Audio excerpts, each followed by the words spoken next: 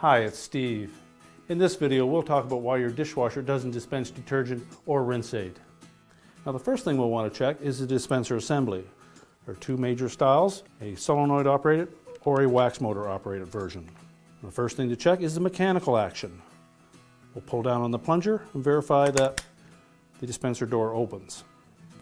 We can also pull down on it again to verify that the rinse aid dispenser plunger operates properly.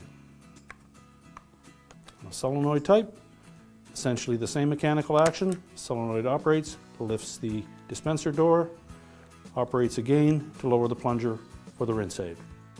Once we've verified that the mechanical action is working properly, we'll next check the wax motor or solenoid.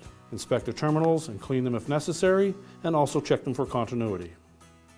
If the continuity is not correct, you'll need to replace the whole assembly. Now that we've checked the dispenser for proper operation, our next step will be to look at the control board. Check for any loose wire harnesses that connect to the board or any signs of arcing or corrosion on those terminals.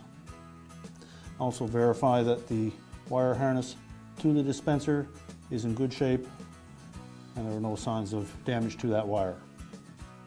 If all of that checks out fine, you're probably going to have to replace the control board.